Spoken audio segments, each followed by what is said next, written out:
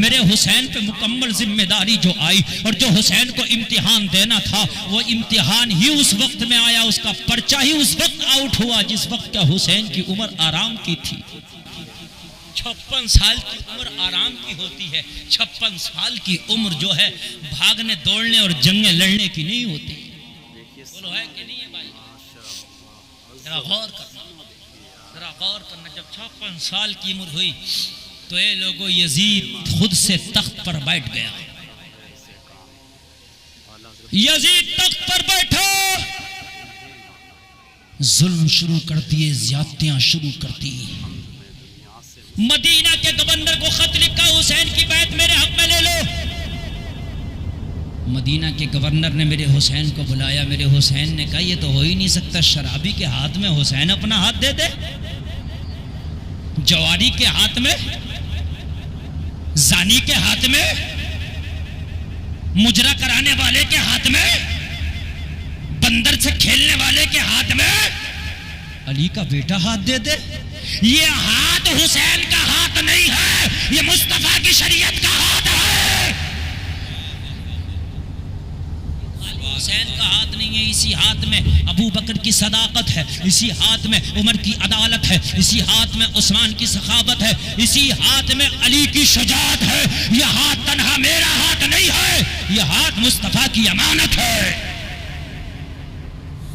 ہاتھ ایسے نہیں دیا جائے گا تو کافر گلا بھی جا سکتا ہے، کہ وہ منظور ہے، وہ جو ہوگا دیکھا جائے گا۔ حسین آ گئے، ادھر کوفہ والوں کے خط پہ خط، خط پہ خط۔ اے لوگوں تاریخ گواہ ہے، مختلف روایتیں، 150 خطوط میرے حسین کے پاس آئے، اور خطوط کی روایت، خطوط کی عبارت کچھ اس طریقے سے تھی۔ یہ لوگوں میں تاریخ پیش کر رہا ہوں۔ خطوں میں لکھا تھا، اے حسین ابن علی، اگر آپ کوفہ نہ آئے تو ہم مجبوری میں یزید کی بیعت قبول کر لیں گے۔ ہم یزید کو چاہتے نہیں ہیں، لیکن مجبوری میں یزید کی بیعت قبول کرنا پڑے گی، اور میدان محشر میں آپ کے نانا سے کہہ دیں گے، آقا ہم نے حسین کو بلایا تھا، حسین ہمارے پاس نہیں آیا، اس لیے ہم نے مجبوری میں یزید کی بیعت کو قبول کیا ہے۔ اے حسین محشر میں جواب دینا ہوگا۔ اے لوگوں اس طرح کے خط جب حسین نے پڑھے ہوں تو بولو حسین کربلا کیسے نہ جاتا۔ کچھ لوگ کہتے ہیں کہ تخت کے لیے حسین کربلا گیا، تاج کے لیے کربلا گیا، حکومت کے لیے کربلا گیا۔ ارے ایسے خطوط آئے تھے 150 کے آس پاس، اس سے کم و بیش، کہ جن میں لکھا تھا حسین محشر میں دامن پکڑ لیں گے، یزید بندر باز ہے، یزید جواری ہے، شرابی ہے، کبابی ہے، یزید زانی ہے، جھوٹا ہے، یار ہے، مکار ہے، عیاش ہے۔ لیکن جب آپ نہیں آئیں گے تو مجبوری میں پھر یزید کا دامن تھامنا پڑے گا، محشر میں جواب آپ کو دینا ہوگا۔ پھر حسین کو کیا کرنا تھا؟ حسین نے اپنے گھر والوں سے کہہ دیا بستر باندھو، اب سامان باندھو۔ اب حسین کا دانا پانی مدینے پہ مکمل ہو گیا ہے۔ حسین کی قسمت میں جو دانا پانی تھا وہ مدینے میں مکمل ہو گیا ہے۔ اے میری بیویوں اب اپنا سامان باندھو۔ اے لوگوں رات کا عالم ہے، حسین کے گھر والے سامان باندھ رہے، حسین کی بیوی نے سامان باندھا، بہن نے سامان باندھا، بیٹے نے سامان باندھا، بھائی نے بھی باندھ لیا، اور اے لوگ حسین کے رفقا بھی حسین کے ساتھ ہے، سب سامان باندھ کے تیار ہے۔ اے لوگ ذرا غور کرنا، اتنے میں حسین نے کہا تم گھر میں تیاری کرو، رات کا عالم ہے، مدینے کے لوگ سو گئے، مدینے میں سناٹا ہے، سب میں بے خواب ہے۔ میرا حسین بولا اے گھر کے لوگوں تم تیاری کرو، میں کسی سے ملاقات کراؤں، آج کے بعد مدینے کی گلیاں دیکھنا نصیب نہ ہوگا، آج کے بعد مدینے آنا نصیب نہ ہوگا، یہ آخری رات ہے، میں کسی سے ملاقات کراؤں۔ گھر والے کہہ رہے حسین وہ کون ہے جس سے ملاقات کرنا چاہتے ہو؟ تمہاری بیوی تو یہاں ہے، تمہارے بیٹے تو یہاں ہیں، تمہاری بیٹیاں تو یہاں ہیں، تمہارے بھائی تو یہاں ہیں، تمہارے عزیز و اقربا تو یہاں ہیں۔ حسین اب رات کے عالم میں کس سے ملاقات کر رہے ہو؟ تو میں نے حسین سے کہا ارے اس وقت کون جاگ رہا ہوگا؟ میرا حسین بولا میں اس سے ملاقات کرنے جا رہا ہوں جس کا سجدہ پوری رات میں ختم نہیں ہوتا تھا۔ ماں فاطمہ سے ملنے جا رہا ہوں جو پوری رات کھڑی رہتی ہے.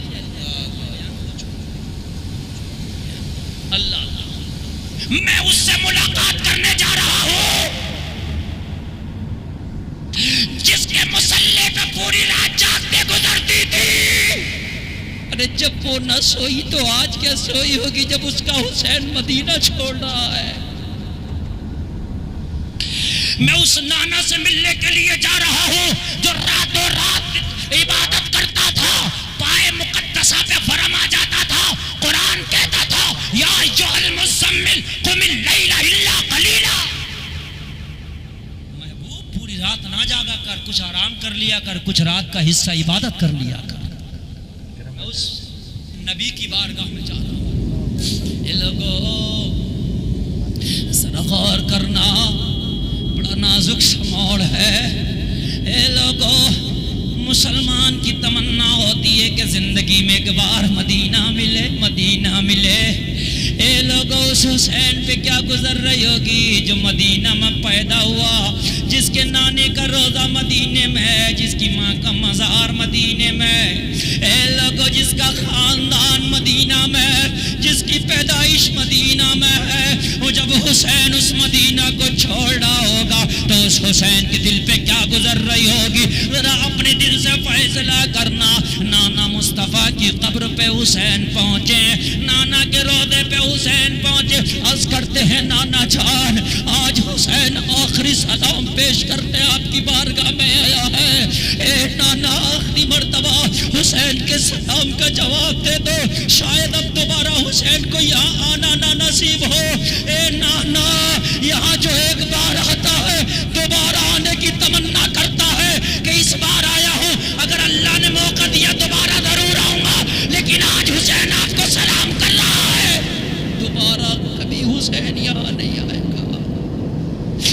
آخری مرتبہ حسین کے سلام کا جواب دے دو نانا. نانا حسین اس وقت پھنس گیا ہے. اس وقت حسین کے سامنے ایک طرف کھائی ہے، ایک طرف کنواں ہے. مدینہ میں رہے تو ان کے خط کہاں ڈالوں، اور اگر ان کے خطوں پہ لبیک کہہ کے جاؤں تو مدینہ کی جدائی کیسے برداشت کروں. اللہ اللہ ذرا غور کرو.